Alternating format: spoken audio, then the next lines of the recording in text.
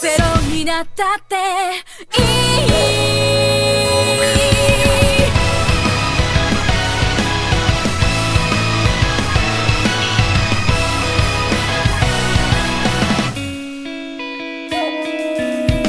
黒ずんだ空 Akhirnya jadi juga. Iya, orang dari Menara Sihir baru saja datang. Setelah keluar dari istana, Camilla langsung menuju perusahaan dagang hantu. Dia mengeluarkan seruan kekaguman melihat mesin kecil di depannya. Kalau dimasukkan bola rekam gambar ke sini, maka gambarnya akan keluar. Mendengar jawaban Chris, Camilla mengambil satu bola rekam gambar dari laci. Isinya adalah rekaman King yang masih sekecil telapak tangan sedang bermain dengan Rio. Rekaman saat mereka berbagi buah di taman yang sangat lucu. Saat Rio menggigit potongan apel terakhir, King melompat dan mencoba merebutnya. Camilla menekan tombol berhenti pada adegan yang dia inginkan. Melihat mereka berebut apel benar-benar menggemaskan. Begitu video berhenti, cahaya keluar dari mesin dan perlahan sebuah gambar, sebuah foto keluar. Foto yang menangkap momen tepat saat kedua makhluk itu menggigit apel dari kedua sisi. Benar-benar bisa. Camilla tersenyum lebar melihat adegan dalam video tersebut tercetak menjadi selembar kertas. Itu adalah momen kelahiran kamera di dunia ini. Chris, yang biasanya selalu tenang, juga menunjukkan kekaguman pada mesin yang baru pertama kali dilihatnya itu. Bagaimana bisa sebuah gambar muncul persis seperti aslinya? Tidak peduli pelukis manapun di benua ini yang dibawa, tidak akan ada yang bisa melukis akurat itu. Sihir benar-benar menakjubkan. Itu karena Tuan Raffi yang luar biasa. Ya, kali ini aku setuju. Setiap kali melihat Rio atau King, sebuah pemikiran selalu melintas di benak Camilla. Akan sangat bagus jika ada ponsel. Karena penasaran, dia mencoba menjelaskan konsep kamera kepada Raffi dan bertanya, apakah pria itu bisa membuatnya? Setelah merenungkan cukup lama, Raffi menjawab bahwa mungkin saja untuk mengabadikan sebuah momen singkat. Namun karena ini adalah konsep yang belum pernah ada sebelumnya, dia khawatir akan memakan waktu cukup lama untuk menerapkannya dengan benar. Dasar ya, ternyata kakakku itu punya bakat juga. Akhirnya, Raffi berhasil melakukannya. Apakah Raffi benar-benar jenius? Meskipun bentuknya sangat berbeda dengan kamera di dunianya dulu, tapi ini sudah lebih dari cukup. Sepertinya orang-orang akan sangat menyukainya.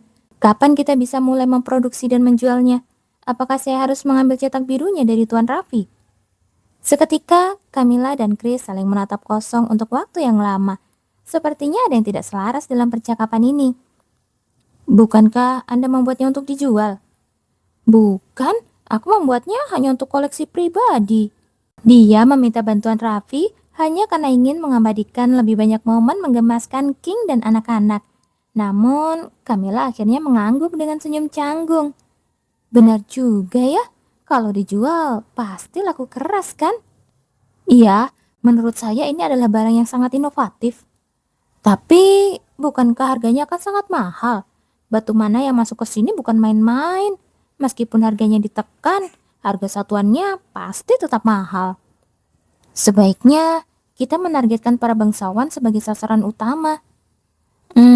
Bagaimana kalau kita hanya membuka jasa cetak? Jasa cetak? Untuk warga biasa, bukankah bisnis mencetakkan gambar dari bola rekaman juga lumayan? Daripada membeli mesin yang mahal, membuka studio foto sepertinya ide yang bagus.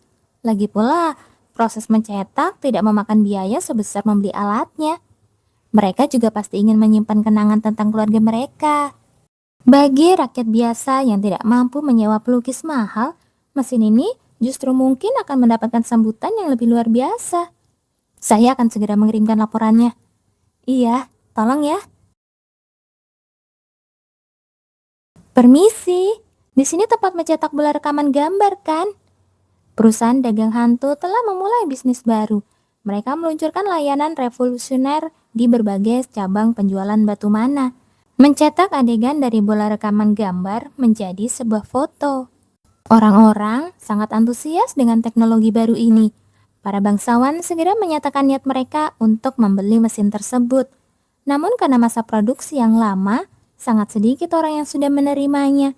Sebagai gantinya, mereka berbondong-bondong mencetakkan bola rekaman mereka di toko-toko yang sudah menyediakan mesin tersebut. Pemilik toko memberikan senyum profesional kepada dua wanita yang masuk secara bersamaan itu. Di sisi lain, kedua wanita itu saling menatap dalam diam sejenak. Di tangan mereka tergenggam banyak sekali bola rekaman gambar. Adegan mana yang ingin Anda cetak? Semuanya. Jawaban yang sama persis keluar dari mulut keduanya. Tatapan Leila dan Elisa kembali bertemu. Semuanya? Ya, dari adegan pertama sampai terakhir. Jangan sampai ada yang terlewat. Baik. Melihat tatapan mata mereka yang membara, pemilik toko tersenyum canggung dan memasukkan bola rekaman ke dalam dua mesin secara bersamaan. Mata pemilik toko sedikit membelalak. Loh, kalian berdua merekam orang yang sama? Apa? Orang yang sama? Elisa dan Leila segera melihat rekaman yang diputar pemilik toko. Di sana, seperti kata pemilik toko, orang yang sama sedang bergerak.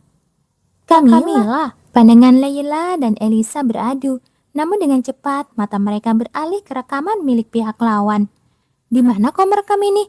Astaga, kakak sedang tersenyum.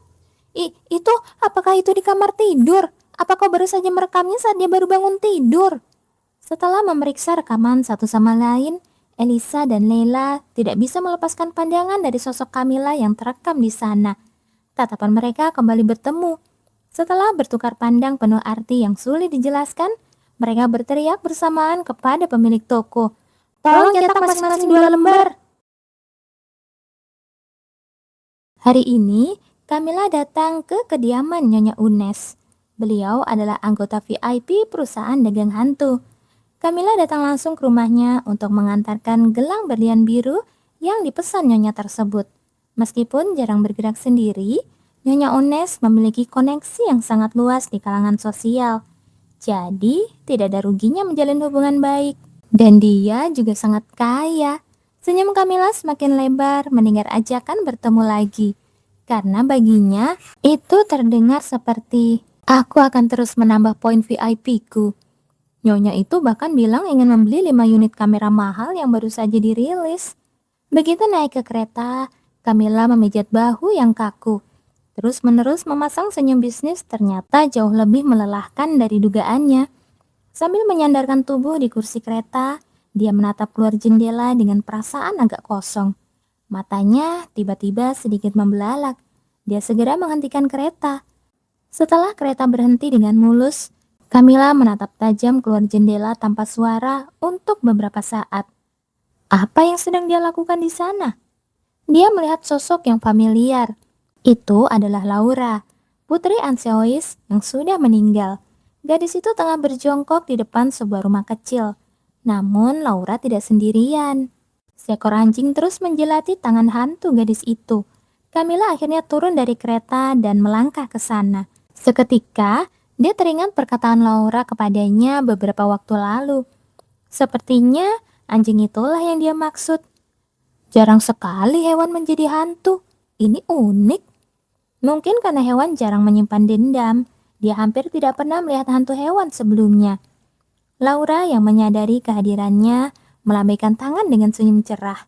Bukannya menjawab, Kamila justru memeriksa sekeliling dengan cepat. Jika ada yang melihatnya bicara sendirian, dia pasti akan dianggap gila. Setelah memastikan tidak ada orang lain selain kusir yang menunggu di kejauhan, Kamila bertanya dengan suara rendah, "Anjing apa ini?" "Aku tidak sengaja melihatnya saat lewat. Sepertinya ini anjing yang dulu tinggal di rumah ini. Dia selalu ada di posisi ini setiap saat." Kamila mendongak, memeriksa rumah tersebut. Sepertinya tidak berpenghuni. Suasana khas rumah kosong sangat terasa. "Namanya Nana." "Nana? Bagaimana kamu tahu? Bukankah kau bilang baru pertama kali melihatnya?" "Aku bertanya pada orang-orang di sekitar sini." "Orang-orang sekitar? Sepertinya yang dia maksud adalah hantu-hantu lain yang berkeliaran di lingkungan ini. Katanya, aslinya ini adalah anjing milik seorang bibi yang tinggal sendirian di rumah ini. Lalu, sekarang dia tidak tinggal di sini. Kesehatannya memburuk, jadi putranya membawanya pergi untuk tinggal bersama. Lalu, dia? Wajah Laura menjadi muram. Sementara itu, Nana terus menjulurkan lidah dan mengibas-ibaskan ekornya, seolah senang ada orang baru yang menyadarinya. Dia ditinggalkan. Mendengar jawaban yang sudah dia duga, Camilla menghela nafas pendek dan kembali menatap Nana. Tubuhnya terlihat sangat kurus kering. Apakah dia mati kelaparan? Lupa akan usahanya selama ini untuk tidak bersentuhan langsung dengan hantu, Camilla secara tidak sadar mengulurkan tangannya. Saat dia menyadarinya, Nana sudah menjilati tangannya berulang kali. Seolah merindukan kehangatan manusia, Nana terus menggosokkan wajahnya ke tangan Camilla. Menghela nafas pendek lagi, Camilla mengelus kepala anjing itu dengan lembut.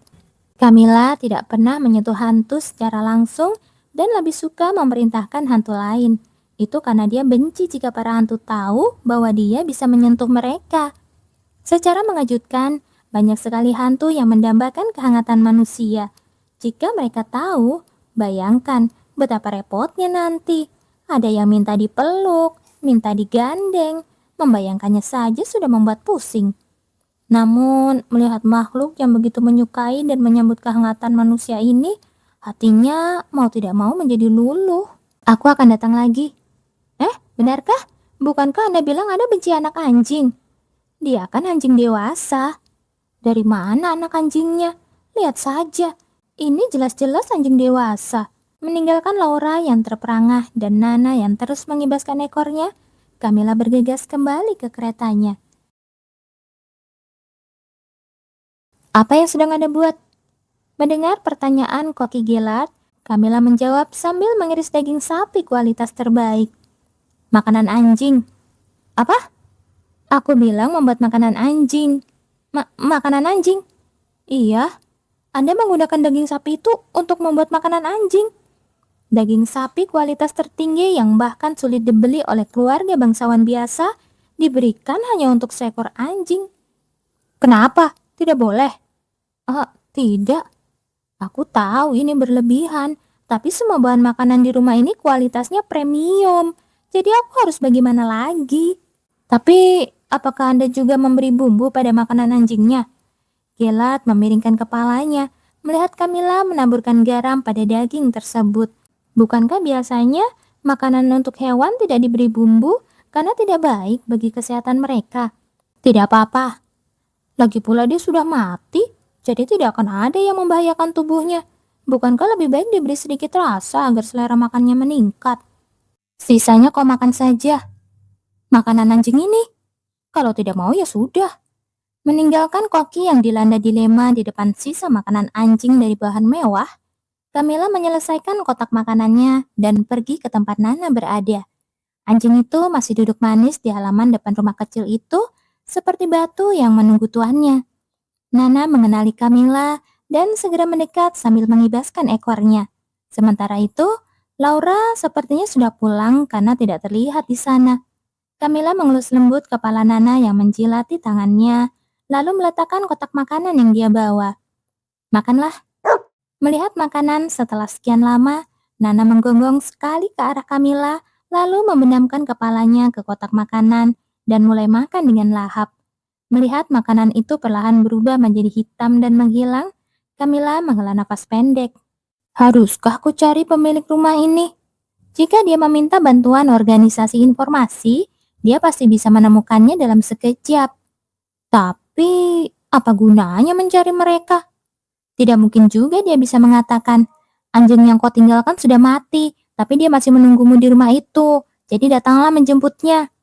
Nana yang sudah menghabiskan makanannya tanpa sisa, kini duduk dengan pantat menempel di tanah, sambil menatap Camilla lurus-lurus. Ekornya terus mengibas dengan riang. Dia tampak seperti anak kecil yang menyodorkan piring kosong kepada ibunya, menanti sebuah pujian. Camilla mengelus kepala Nana perlahan. Melihat anjing itu memejamkan mata menikmati sentuhannya, tanpa sadar Camilla menghela nafas lagi. Kau masih menyukai manusia? Padahal kau sudah dibuang dan mati seperti ini. Melihat bagaimana makhluk ini tetap mengikuti sentuhan manusia dengan sukacita, alih-alih menyimpan dendam, rasa iba pun muncul di hati Camilla. Inilah alasannya aku benci makhluk-makhluk kecil yang tulus. Mereka terlalu bodoh, sampai-sampai Camilla tidak tega membiarkannya begitu saja. Aku akan datang lagi. Setelah mengelus kepala Nana untuk terakhir kalinya, Camilla pun pulang ke rumah.